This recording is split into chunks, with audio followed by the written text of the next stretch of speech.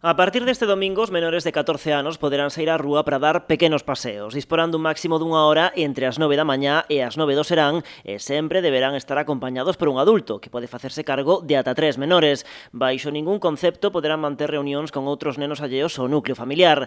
Ante esta relaxación do confinamento, o alcalde de Pontevedra fai un chamamento á responsabilidade. O domingo vaise empezar a poder sacar os nenos á rúa, non?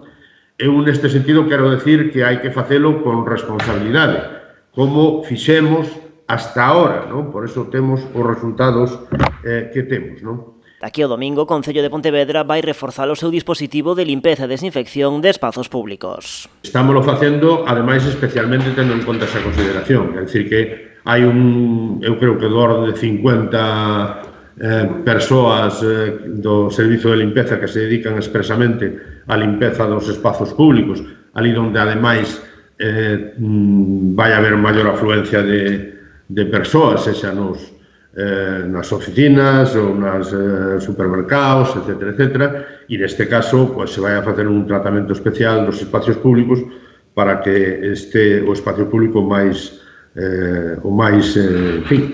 desinfectado posible, non?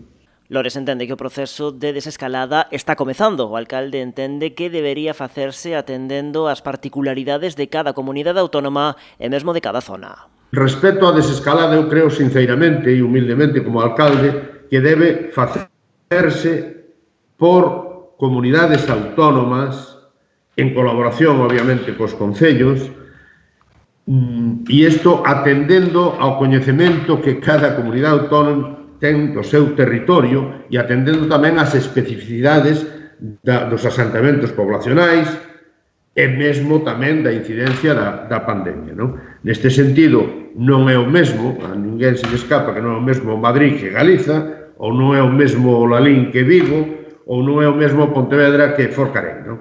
O rexedor aproveitou a súa comparecencia para agradecer de novo o bo comportamento dos veciños da cidade ante as restricións do estado de alarma. Tamén recoñeceu o traballo impecable, dixo, do persoal sanitario, dos traballadores dos servizos esenciais e das entidades sociais.